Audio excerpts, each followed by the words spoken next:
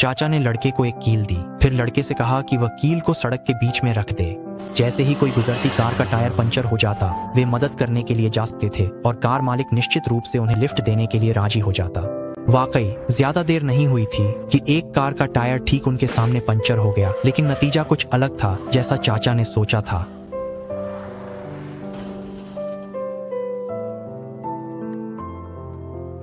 बाद में चाचा ने सड़क के किनारे एक और कार खड़ी देखी। उसने फिर से किसी और की कार का टायर पंचर करने की योजना बनाई। उसने लड़के से कहा कि एक कील ढूंढ लाओ, लेकिन अनपेक्षित रूप से इस कार का मालिक पीछे से देख रहा था। हालांकि कार मालिक को इस बात की ज्यादा परवाह नहीं थी। इसके बजाय उसने खुद पहल करते हुए उन्हें उनके गंतव्य तक छोड़ने की पेशकश की। आखिरकार लड़का उस शहर पहुंच गया जहां उसकी माँ रहती थी, लेकिन उसने देखा कि उसकी माँ का अब एक नया परिवार है। उसे एहसास हुआ कि उसकी मौजूदगी उसकी माँ की वर्तमान खुशहाल जिंदगी में खलल डाल सकती है। इसीलिए वह अपनी माँ से मिलने नहीं गया, बल्कि सिर झुकाकर चुपचाप लौट गया। इस समय लड़का बेहद दुखी था।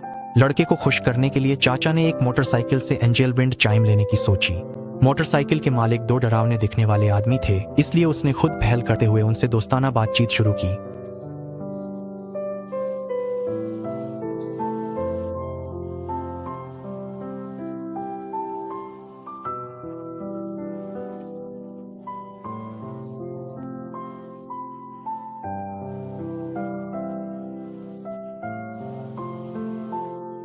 बाद में चाचा ने वह एंजल विंड चाइम सफलतापूर्वक हासिल कर लिया।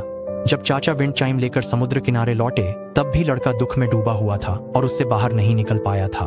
चाचा ने लड़के से कहा, जब भी तुम्हें कोई दुखी करने वाली बात मिले तो इस विंड चाइम को हिला देना, फिर एक फरिश्ता तुम्हारी मदद करने आ जाएगा। ये सुनने के बाद लड़के ने विंड चाइम उठाकर उसे हिलाया, लेकिन उसने कई बार हिलाया और फिर भी फरिश्ता नहीं आया।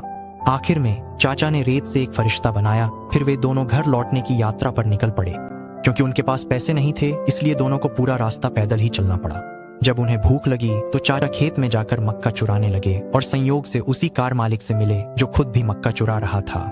चाचा ने उसे लड़के की स्थिति के बारे में बताया। जैसे ही वे नदी के किनारे मछली पकड़ रहे थे, वे लोग भी वहां आ गए जिनसे वे पहले मिल चुके थे। वे दोनों आदमी स्थानीय थे।